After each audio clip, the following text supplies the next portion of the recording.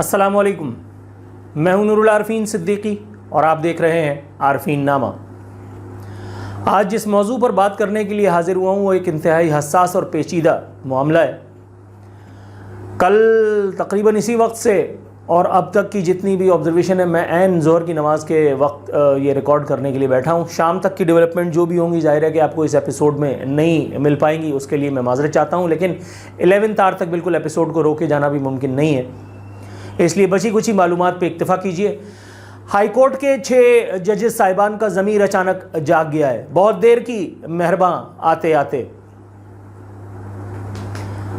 फैज़ अहमद फैज़ ने कहा था, जिस देश से गुंडे को उठा ले जाएं और फलाना फलाना, उस वक्त मेरा ख्याल है ये जजेस साहिबान इस मुल्क में थे नहीं, या इनकी पैदाइश नहीं हुई थी, या इन्होंने इस तरह की कोई ख़बरें नहीं पढ़ रखी।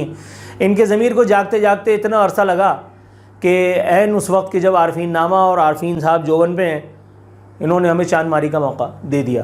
खैर, इन्होंने बात कोई गलत नहीं की है। इन जजेस साहिबान ने एक ख़त लिखा है सुप्रीम जुडिशल काउंसिल को, और उसमें इन्होंने नन्हे मुन्ने बच्चों की तरह से कुछ शिकवे शिकायत की हैं। उसमें इन्होंने इजहार रंजो गम फरमाते हुए चीफ़ जस्टिस काजी फ़ायज़ ईसा और इस्लामाबाद हाई कोर्ट के चीफ़ जस्टिस आमिर फ़ारूक के कंधे पर तोप रख करके और फायर करने की कोशिश की है। उसमें उन्होंने कहा है कि जी जितने तवंगर आप हैं काजी फ़ायज़ ईसा या शौकत सिद्दीकी साहब थे कि वो बबांगे दोहल इस बात का इजहार कर गए जो हम ख़त लिख करके कर रहे हैं, हम इतने ताकतवर नहीं हैं। उन्होंने जज होते हुए भी कुछ ऐसे फ्लॉज, कुछ ऐसे लूप होल्स अपने बयानात में, अपने खतूत में छोड़ दिए हैं कि जिसका जायज़ा आज हम लेंगे। इसमें कोई शक नहीं कि जजेस साहिबान की ये प्ली बिल्कुल ठीक है कि उनको दबाया जाता है, इंटेलिजेंस एजेंसियाँ उनके मामलात में इंटरफेयर करती हैं। यहाँ तक कोई ऑब्जेक्शन, कोई इख्तलाफ किसी हवाले से बिल्कुल भी नहीं, बिल्कुल ठीक है। हम इससे थोड़ा सा आगे जाकर के बात करने की कोशिश कर रहे हैं आज। क्या इंटेलिजेंस एजेंसियां पाकिस्तान की कौमी सियासी रियासती तारीख में पहली मरतबा जज साहिबान को अप्रोच कर रही थीं? इन जज साहिबान का ज़मीर उस वक्त सत्तू पी करके क्यों सो रहा था जब फैज़ हमीद जैसा जानी बदकिरदार DGISI इस्लामाबाद में उसने कहर ढा रखा था? इस मुल्क में इंटेलिजेंस इदारों के खिलाफ बात करने का मतलब अपनी मौत को दावत देना है, और अल्लाह गवाह मैंने आज तक कोई ऐसा काम नहीं किया जिसमें मुझे मौत का खौफ ना हो। मेरी फैमिली हर दूसरे महीने इस किस्म के अज़ाबात को झेल रही होती है और अब मैं आदी हो चुका हूं। आप मुझसे पिछले ISI का ताना मत दीजिएगा कि मैं पिछले वाले को बोल रहा हूं। मैंने नए वाले नदीम अहमद अंजुम के हवाले से और आर्मी चीफ आसिम मुनीर के हवाले से जो जो कुछ चांदमारियां की हैं, मैंने अपनी डबल विंडो में आसिम मुनीर की निशाना लगाती हुई तस्वीर दिखा करके ये पूछा है कि निशाना कहाँ सान रहे हो भाई, ईरान तो मार के चला गया और उसके 24 घंटे के अंदर ईरान पर चांदमारी हुई थी। मैं क्रेडिट नहीं ले रहा कि मैंने करवाई, मैं आपको सिर्फ ये बता रहा हूं कि आप मुझे ये ताना नहीं दीजिएगा इस एपिसोड में कि मैं पिछले वालों के खिलाफ बात कर रहा हूं। नो, मेरा अदल मेरा कम अज कम बरकरार है। मैं हाई कोर्ट नहीं हूं, मैं सुप्रीम कोर्ट नहीं हूं, मैं इंसाफ का वो सो कॉल्ड मंदिर नहीं हूं जो 190 मिलियन पाउंड का केस चलाता है इंटेलिजेंस की एमा पर, इंटेलिजेंस एजेंसियों की एमा पर, पाकिस्तान की मौजूदा मिलिट्री इस्टेब्लिशमेंट की एमा पर। लेकिन मलिक रियाज को निकल जाने की अपने लौंडे के साथ इस मुल्क से इजाजत भी यही इंटेलिजेंस एजेंसियां देती हैं। इंसाफ करोगे कद्दू? मैंने सोचा था हाइपर नहीं हूँगा, लेकिन इस किस्म के जाहिलाना मौजूआत पे, इस किस्म के जय्यद लोगों के बारे में बात करते हुए अगर मुंह से यानी झाग ना निकले तो बेकार है बात करना। 190 मिलियन पाउंड का केस, मलिक रियाज उसमें मौजूद है केस में। मलिक रियाज को साफ छुट्टी दे दी, मलिक रियाज बाहर बैठा हुआ है, उखाड़ लो कुछ। उसने जितने जजेस, जितने जर्नल, जितने जर्नलिस्ट कर रखे थे, आज वो उसकी नौकरी कर रहे हैं, उसकी बल्फाज दीगर उसकी दलाली कर रहे हैं। या एक और सख्त जुमला है जो मैं इस्तेमाल नहीं करना चाह रहा। इंसाफ हो रहा है यहाँ। इमरान खान को जो है वो अब्दुल कादिर पता नहीं कौन सा वो ट्रस्ट, उसमें इंसाफ हो रहा है, मलिक रियाज गायब है। अरे केड़ा इंसाफ हो रहा है? इस्लामाबाद हाई कोर्ट के जजेस का ज़मीर जागता है। उन्होंने कहा कि जी मिलिट्री इंटरफेरेंस हो रही है, इंटेलिजेंस इंटरफेरेंस हमारे मामलात में हो रही है। हालत यह है कि हमारे एक जज साहब का BP बढ़ गया। जज साहब का BP उस वक्त नहीं बढ़ा था कि जिस वक्त इस्लामाबाद की ही अदालतों में, अगर हम पेंडिंग केसेस का जिक्र करें, जज साहब को उस वक्त शर्म नहीं आई थी। इस्लामाबाद की अदालतों में जो कुछ खेल खेला जा रहा है इंसाफ के नाम पर, क्या जज साहिबान उससे बेबहरा हैं? उसको नहीं मालूम कि क्या कुछ हो रहा है? इस्लामाबाद में ही मौजूद जस्टिस शौकत सिद्दीकी के साथ जब जनरल बाजवा और जनरल फैज हमीद ने नंगा नाच खेला था, उस वक्त आपको सांप सूंघ गया था?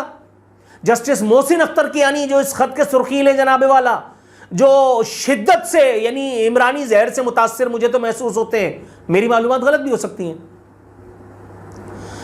उनको उस वक्त लिखते हुए खत उनकी उंगलियों में मरोड़ उठ रहे थे, उनके कंप्यूटर की बैटरी डाउन हो गई थी, उनके घर में लाइट नहीं थी कि वो जो किसी शम्मा की रोशनी में हाथ से ही एक लेटर लिख देते। बताया गया कि जी 1 बरस से ये केस जो है वो ये सिलसिला पेंडिंग है। उन्होंने जस्टिस उमर अता बंदियाल को भी बताया था। उमर अता बंदियाल तो अपनी रिटायरमेंट के पैसे लेकर के मजे कर रहा है। अब तो पाकिस्तान में कोई माई का लाल उसको नहीं छेड़ेगा, इसलिए कि आपने काला कोट पहन लिया हो या आपने वर्दी पहन ली हो, आपको कोई भी नहीं छेड़ता। अगर आप इस्लामाबाद के जर्नलिस्ट हो, अगर आप हराम खाने वाली इतनी तोंद वाले आदमी हो, तो आपको कोई नहीं छेड़ता इस मुल्क में। इस मुल्क में गिरा उसके गर्दन में बारी जाती है जो बिल्कुल ओके टेक हो। इस्लामाबाद हाईकोर्ट के जजेस साहिबान कह रहे हैं कि हमारा बीपी बढ़ गया। वो कह रहे हैं कि हमारे घर में जो है वो कैमरे लगे हुए जो कि साउंड रिकॉर्डिंग कर रहे हैं। मैं इस वक्त आपके सामने बैठा हूं, मैं एक इंतहाई अदना सा जवानी में ही रिटायर्ड लाइफ गुजारने वाला एंकर पर्सन हूं, और यह भी नहीं कहा जा सकता कि मौजूदा एस्टेब्लिशमेंट की मर्जी से मैं घर पे नहीं बैठा। नो, ऐसा भी नहीं है।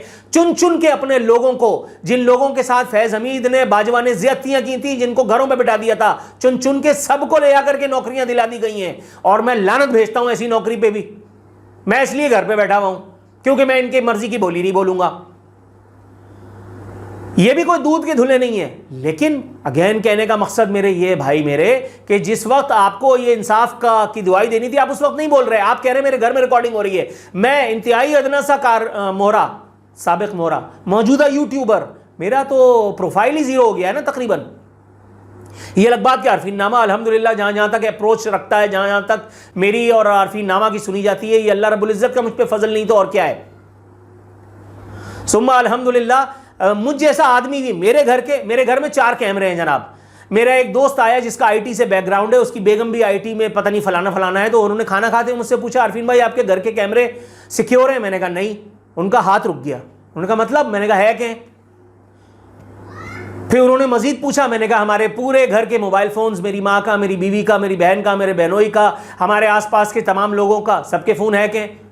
उन्होंने कहा इसके अलावा। मैंने कहा मेरी गाड़ी बग्ड है, मेरी गाड़ी में भी ये सारे मामलात हैं। कह रहे हैं आपको कैसे पता? मैं हंसने लगा। मैं एक छोटा सा मोहरा हूं, मुझे तो कोई तकलीफ नहीं है, मुझे तो कोई परेशानी नहीं है। मैं इसी मौजूदा एस्टेब्लिशमेंट के बारे में भी अपनी तमाम टीम से, तमाम लोगों से गुफ्तगू भी करता हूं, उनके मुनासबत से भी करता हूं, उनकी गैर मुताबिकत में भी करता हूं। कोई मसला नहीं, मुझे तो कोई मसला नहीं है। मुझ पर ये इल्ज़ाम नहीं लगा सकते, और मुझे कोई डर नहीं है कि ये मुझे रॉ का एजेंट साबित करके और MQM की खुशामद में फांसी में लटका देंगे। लटका दें। ये वो एस्टेब्लिशमेंट है जिसने मुस्तफ़ा कमाल और अनीस कायम खानी की MQM को पवित्र करके, उनको जो अपनी मौत आप मर चुके थे, उनको 17 सीटें कराची में दिलवा करके और अपने मतलब के लिए वफाक में इस्तेमाल किया है। और यही वो हैं जिन्होंने अनीस कायम खानी, मुस्तफ़ा कमाल, खालिद मकबूल, फलाने फलाने के बारे में न जाने क्या क्या कुछ कहा था। टेलीविजन स्क्रीन इस बात की गवाह हैं। ये अपने मतलब के लिए अचानक से हराम को हलाल कर लेते हैं। इनके पास एक सो कॉल्ड नजरिया ज़रूरत मौजूद है जिसको ये कौमी मफाद का कफन पहनाते हैं। इतना बेवकूफ़ मैं भी नहीं हूं बच्चू। मुझे इस एस्टेब्लिशमेंट से भी कोई उम्मीद नहीं है, लेकिन मैं जजिस साहिबान की ज़रा नज़र ये उतार लूँ कि अगर आप इतने कमज़ोर आसाब के थे मेरे भाई, तो आपको गली में कंचे खेलने चाहिए थे, गुल्ली डंडा खेलते। आपको ये प्रोटोकॉल की गाड़ियाँ क्यों चाहिए भैया? और जब रिटायर होकर के ऐसी की तैसी में जाओगे, तब तुम्हें जस्टिस गुलजार की तरह तुम्हें मोबाइल चाहिए होगी, रेंजर्स की अपने घर के बाहर, तुम्हें बख्तरबंद गाड़ी चाहिए होगी, तुम्हें बुलेट प्रूफ चाहिए होगी। उखाड़ा तुमने कद्दू भी नहीं है। खुल करके बात करता हूं आरफीन नामा में, खुल करके। मेरे यूट्यूब मैनेजर मुझे समझा समझा के थक गए। मैंने कहा यार मेरी माँ और बीवी समझा के थक गए, तुम क्या समझाओगे? 2-4 लाइटर एपिसोड्स देने का मतलब ये नहीं मेरा सॉफ्टवेयर अपडेट हो गया। No, my software can't be updated, mark my words. ये सबसे कह रहा हूं मैं इमरान रियाज नहीं हूं बच्चू, मैं इमरान रियाज नहीं हूं। आपने मुझे मैक्सिमम सिर्फ ये फैसिलिटी दी हुई है कि जब MQM मेरी रेकी करे तो आप मुझे बचा ले जाएं। Okay, fair enough. लेकिन मैं आपका इस एहसान का बदला ये नहीं चुकाऊंगा कि आप जो कुछ कहें मैं उसमें आमन्ना सदक ना करने लगूं। नामुमकिन, नामुमकिन। MQM को जिंदा करने का गुनाह भी आप ही के सर है। जजेस साहिबान कह रहे हैं कि सुप्रीम जुडिशल काउंसिल जो है वो इस मामले को देखे। जस्टिस शौकत सिद्दीकी के हम नवा होकर के हम ये मुतालबा करते हैं कि चेक किया जाए कि इंटरफेरेंस आज भी कहीं जारी तो नहीं है। शौकत सिद्दीकी ने तो सिद्दीकी होने का हक अदा करते हुए बार से खिताब करते हुए उसने आईएसआई के चीफ का, उन तमाम लोगों का नाम ले लिया था कि जिन्होंने इस पर दबाव डाला था। आप 6 में से किसी एक ने भी अपनी मां का इस हद तक दूध भी नहीं पिया, इतना सा भी, एक औंस भी, कि जो उस आदमी का नाम लेकर के बताते कि जो आपको डरा धमका रहा है। मुझसे बहुत कम लोग राब्ता करते हैं, चाहे इंटेलिजेंस एजेंसियों के हों चाहे इधर उधर के हों, क्योंकि उनको पता है कि जब मेरा मुंह खुलता है तो मैं सबका नाम लेता हूं। राब्ते में रहते हैं, जाहिर है कि मैं बगैर राब्ते के तो नहीं बैठा, वरना कब का ये एमक्यूएम वाले मुझे घर को रौंद करके और यहां पे मस्जिद बना गए होते, ऐसा तो नहीं है। लेकिन ये क्या है भैया, ये जज साहिबान, इसका सबसे बड़ा फायदा किसको हो रहा है इन तमाम मामलात का? ये अचानक से मामला उठा, एक कोर्ट रिपोर्टर ने ट्वीट किया लावा फटने वाला है। उस कोर्ट रिपोर्टर को किसने बताया था? सुप्रीम जुडिशल काउंसिल की आप बात कर रहे हैं। सुप्रीम जुडिशल काउंसिल तो इतनी ज्यादा निकम्मी ना अहल है कि वो अभी जस्टिस मुज़ाहिर नकवी नाम का वो शैतान जो इज्जत से अपनी इस्तीफा देकर के घर चला गया, आपने बहुत ज्यादा ये तीर मारा कि आपने उस पर जितने मेल प्रैक्टिसेस और बदउनवानियां साबित हुई हैं, उसके बाद आपने ये कहा कि जी इनकी जो है वो ये अपने नाम के साथ रिटायर्ड जस्टिस नहीं लगा सकते। बस कद्दू पे तीर चला लिया आपने, हथनी के भाला मार दिया आपने। और भाई उसको जेल करते हैं, उसके तमाम किए हुए फैसलों पर एक नजरसानी कमेटी बिठाते कि जिन्होंने देखना था कि उसने फैसला जो था वो किसी उपज में दिया या कोई लालच या कोई बोझ उसके लिए उसके पीछे कार फरमा था। इसकी तो जहमत आपको हुई नहीं। वो तमाम तर मराहत को बचा करके चला गया और आप हवाई फायर करते जा रहे हैं इंसाफ के नाम की। ये जो तराजू उसमें आपने लगा रखा है अपनी अदालतों के बाहर, इसमें तोरी भिंडी बाजी तोलो भाई।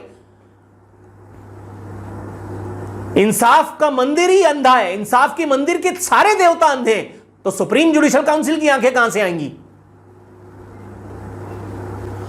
जस्टिस मुज़ाहिर नकवी चला गया, आपने कुछ नहीं किया। वो चीफ तेरी जानिसार बेशुमार बेशुमार इफ्तिखार चौधरी, फिर आप ही ने नारा लगाया, ये काले कोट वालों ने, चीफ तेरी बेटी के यार बेशुमार बेशुमार। ऐसा हुआ था कि नहीं? इफ्तिखार चौधरी के जाने के बाद जितनी लानत मलामत उसके ऊपर हुई है, क्योंकि उसकी जो कारगुजारियां सामने आई, क्या उमर अता बंदियाल की सामने नहीं आई थी?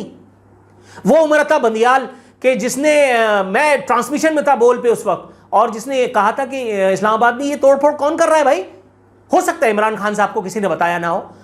मैंने उस वक्त बोल टेलीविजन की स्क्रीन पे कहा था, मैंने कहा ये चीफ जस्टिस नहीं है, इमरान खान की अम्मी और ये मौजूदा एस्टेब्लिशमेंट ये अपनी इनडिसाइसिवनेस का खुमियाजा भुगत रही है।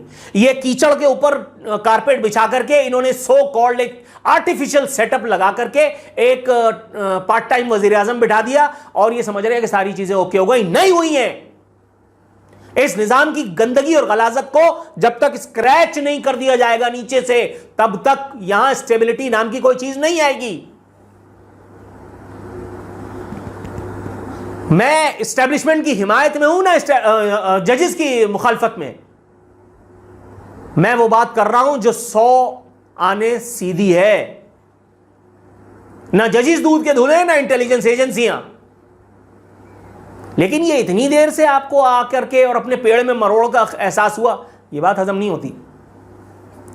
अब आप देखिए सोशल मीडिया के इस दौर में सबसे पहले इस एक चीज का फायदा किसने उठाया है? ये हरामजादा जो अमेरिकन ग्रीन कार्ड का फायदा उठाते हुए यहां से भाग गया, मरदूद मलऊन नुत्फे हराम, ये सो कॉल्ड डॉक्टर,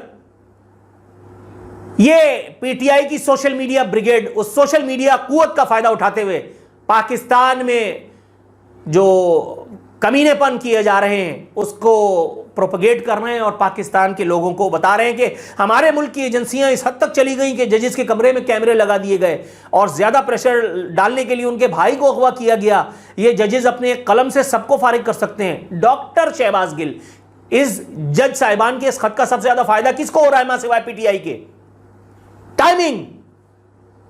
और ये क्रेडिट मैं पाकिस्तान की मौजूदा मिलिट्री एस्टेब्लिशमेंट को देना चाहता हूं। दोनों हाथों से सलाम करता, मगर दूसरे हाथ में मोबाइल है। आप बस अपना चवन्नी अठन्नी लगा करके लेफ्ट राइट, यस सर, सीधे मुड़, उल्टे चल, लंबी फेंक, आप इसी में लगे रहिए। आपको यह समझ में नहीं आ रहा कि कारपेट के नीचे जो है दलदल है। आपने एक सो कॉल्ड लूला लंगड़ा सेटअप लगा दिया एमक्यूएम की मर्जी से। एमक्यूएम को आपने चंद वजारतें देकर के भिखारियों की तरह से साइड पे बिठा दिया। अब आप उनसे जो कुछ कहेंगे वो आपको करते चले जाएंगे। ओ भाई, लेकिन उससे पहले जो डिजास्टर पाकिस्तान की तरफ दौड़ रहा है, बड़ा नीरा दौड़ रहा है, बल्कि शायद हम ही उसकी तरफ दौड़ रहे हैं, उससे बच निकलने की कोई तदबीर। वो जो एक लेबोरेटरी में जनरल बाजवा और जनरल फैज हमीद ने वो जो एक पौधा जिसको परवान चढ़ाया था जिसमें जनरल वो शेखों का अरबों का गुलाम, वो जो वहाँ उनके कुत्ते दुला रहा है, वो 34 मुल्क की फौज कौन है यार, वो अरब इत्तेहाद, वो लंबे मूछों वाला, देखो नाम भूल गया, राइल शरीफ, इसमें उसका भी कंट्रीब्यूशन है।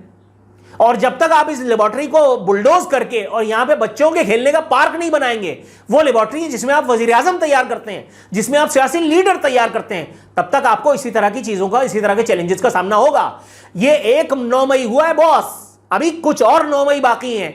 मैंने टेलीविजन पे बैठ करके कहा था, मैंने उस ब्रिगेडियर को फोन कॉल में कहा था, मैंने कहा मैं जा रहा हूं, लेकिन याद रखना ना इमरान खान बचेगा, ना आप बचोगे, ना बोल टेलीविजन बचेगा। ऐसा हुआ। मैं आज आपसे कह रहा हूं 9 मई 1 हुआ था, अभी कुछ और 9 मई बाकी हैं। आपकी ये चुप, आपकी ये मुजरिमाना गफलत और खामोशी पाकिस्तान को अभी मजीद डिस्टेबलाइज करेगी। आप अपनी डड्डू चाल और पीछे मुड़ इसमें लगे रहिए, आप अपना जो है वो टेलीविजन पे बयानबाजी करते रहिए, आप अपनी मीडिया कवरेज के मजे लूटते रहिए, आप अपने प्रोटोकॉल को एंजॉय करते रहिए, ठीक है, फिर इसी तरह की चीजें चलेंगी।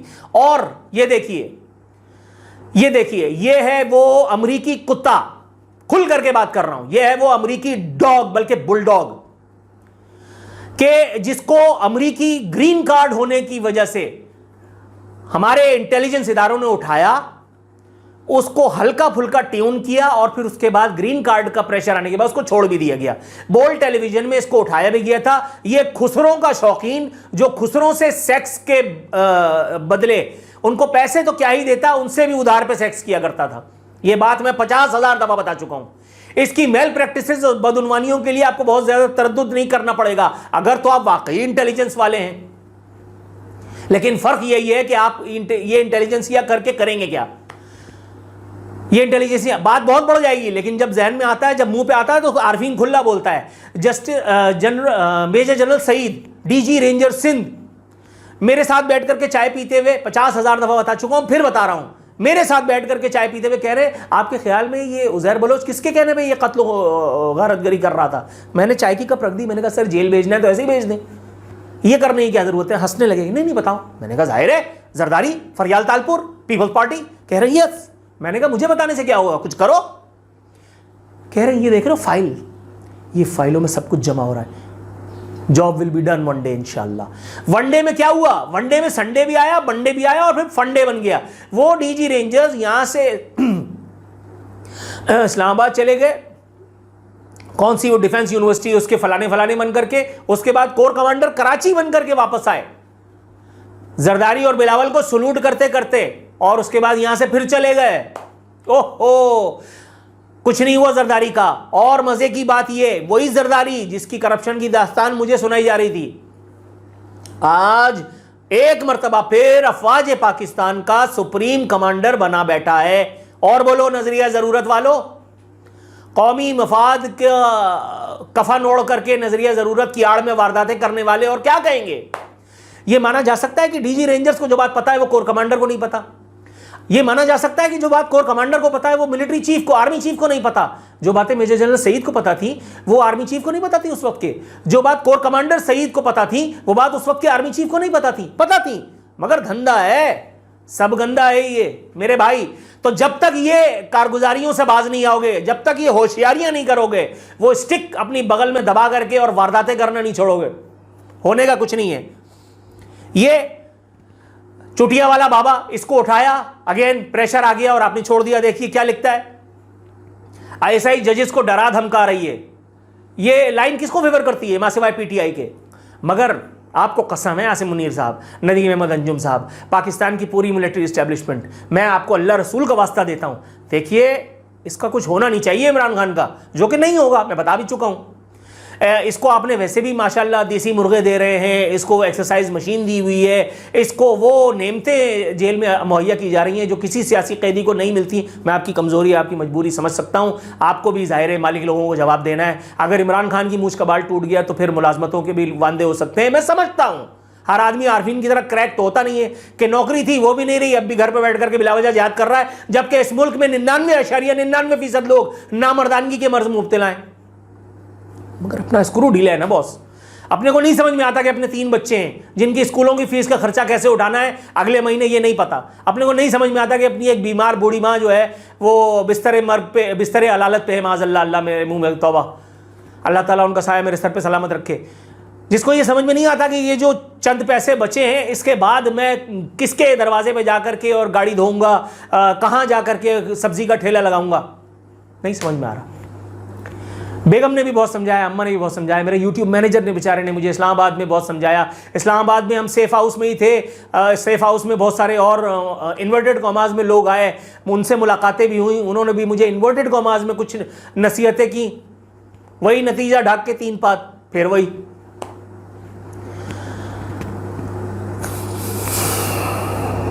नहीं समझ में आ रहा, मैं खुद अपने आप से परेशान हूं। ये देखिए, ये एंकर के रूप में पाकिस्तान का सबसे बड़ा अदाकार, लेकिन मैं इस अदाकार को दिखाने का तलबगार नहीं हूं, तमन्ना ही नहीं हूं। ये देखिए, ये टेक्स्ट किसको सूट करता है? टेक्स्ट अगर नहीं पढ़ने में आ रहा, इन्ना लिल्लाहि व इन्ना इलैहि राजिऊन, यह है इस्लामी जमहूरिया पाकिस्तान। पाकिस्तानियों, 6 जजेस के खत का खुलासा सुनो और समझो कि माफिया पाकिस्तान के साथ क्या कर रहा है। काजी फायज और आमिर फारूक में अगर थोड़ी सी भी शर्म हो तो इस्तीफा देके कौम से माफी मांग के घर चले जाएं। ये बयानिया किसका है? पीटीआई। लेकिन पीटीआई के खिलाफ क्रैकडाउन भी हो रहा है, सो कॉल्ड। मुराद सईद को भी हमारी आईसाइट नहीं पकड़ पा रही। आई लव यू, बच्चों की भी आईसाइट बन गई मेरा ख्याल है। मुराद सईद को नहीं पकड़ पा रही है दुनिया की सबसे बड़ी, दुनिया की सबसे फाल इंटेलिजेंस एजेंसी। वाह वाह वाह वाह वाह। शिबली फराज, अहमद फराज का लौंडा नहीं मिल रहा किसी को। वाह वाह वाह वाह, सुभान अल्लाह। आजम स्वाति का पता नहीं चल रहा। तो फिर सही हो रहा है भाई, तो फिर सही हो रहा है। ये अच्छा ही है कि मैं इंटेलिजेंस में नहीं हूं, वरना मैं वड़ देता पता नहीं किसको। अच्छा ही है मैं फौज में नहीं हूं, वरना मेरा तो कोर्ट मार्शल नहीं, पता नहीं मेरा घर ही बुलडोज करवा देते। ये तो बहुत अच्छा है। फौजी यहां से होता है बॉस, फौजी यहां से होता है। ये तन पे कफन डाल करके फौजी थोड़ा होता है। ये इतनी मोटी तोंद, ये डिग्गी बाहर जा रही है और आप लेफ्ट राइट 3-5 कर रहे हैं, जुगाड़ के तरीके सोच रहे हैं, इससे फौजी नहीं होता आदमी। चलो खैर है, ड्यूटी पूरी करो। अल्लाहु अकबर। फैज हमीद के खिलाफ जजेस ने कुछ नहीं कहा, बाजवा के खिलाफ कुछ नहीं कहा। नदीम अहमद अंजुम आ गए, भाई इनसे तो कह दो कि यार ये सब है भाई, मुदाखलत हो रही है, ताकि रिकॉर्ड पे आ जाए। मगर नहीं, पेंशन मारी जाएगी। ये देख लो, ये एक और हजरत हैं, ये इनको मजहब की आड़ मौजूद है इसलिए नाम के साथ मौलाना लगाते हैं। मगर इनके मौलाना होने पे कद्दू, मैं इनसे डरता डराता तो हूँ नहीं। अब लोग अगर मुफ्ती ज़रवली खान साहब का हवाला दें तो मैंने मुफ्ती ज़रवली खान साहब की बात उनके समझाने के बावजूद नहीं मानी, क्योंकि मैं तो मैं हूँ। उन्होंने कहा कि यार मौलाना फजलुर रहमान के खिलाफ ना बोला करो। मैंने कहा मौलाना जो मैं जानता हूँ आप नहीं जानते। मैं मौलाना की बात नहीं करता, मैं एक सियासतदान, एक पाखंडी सियासतदान की बात करता हूँ जो हलवा खाता है एस्टेब्लिशमेंट के कंधे पे बैठ के, लेकिन जब जरूरत पड़ती है तो उनके खिलाफ भी भौंकता है। फजलुर रहमान ने कहा कि अवाम सड़कों में आएंगे तो हुकूमत खुद गिर जाएगी। जुर्म कोई और करता है, सियासतदान अपने सर पे जिम्मेदारी ले लेते हैं। बिल्कुल ठीक है। तो फिर पिछले इंटरव्यू में जब फैज हमीद का नाम तुम्हारे मुंह से निकल गया था, अचानक 24 घंटे के अंदर अपना बयानिया क्यों चेंज कर लिया? अगर तुम इतने ही बड़े शेर नर थे, तुम्हें इतने ही सारे मुल्लाओं के ये मोटे मोटे तोंद वाले ये जो देवबंदी तुम्हारे आसपास मुहाफिज बैठे रहते हैं, तुम्हें अगर इतनी बहादुरी मर्दानगी का नशा चढ़ा था, फैज हमीद का नाम लेने के बाद जरा तने रहते हैं ना। मैंने तो पिछले और अगले सबका रौन दिया।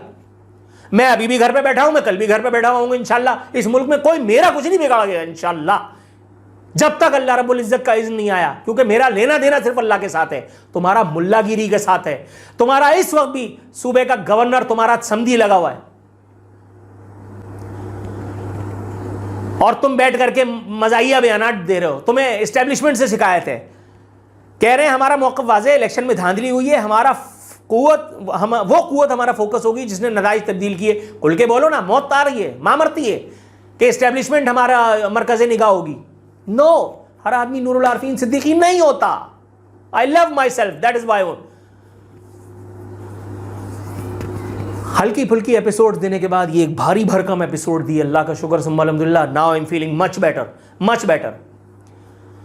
एस्टैब्लिशमेंट से इल्तिजा है कि आप अपनी इसी इनडिसाइसिवनेस के मर्ज में मुब्तला रहिए, ताकि इसी तरह से हम मजीद किसी नए 9 मई की तरफ बढ़े, पाकिस्तान की मजीद ऐसी तैसी हो जाए। आप लोगों का तो मुस्तकबिल वैसे भी सिक्योर है, यहाँ रहे तो ठीक है, वरना यहाँ से जहाज पकड़ करके वहाँ निकल जाएंगे। जिस तरह बंगाल डूबा था तो वहाँ से जहाज पकड़ करके यहाँ आ गए थे। आप लोगों के बच्चे भी महफूज, आप लोगों के अगले पिछले भी महफूज। बाकी सीने पे पाकिस्तान का झंडा लगा लेने से अगर कोई पाकिस्तानी है तो ये देखो, ये पाकिस्तान का झंडा है, मैंने सीने पे भी लगाया हुआ है, मैंने दिमाग पे भी छपा हुआ है, ये देखो यहाँ पे भी लगा हुआ है, ये लिखा हुआ है इंग्लिश में पाकिस्तान ओनली।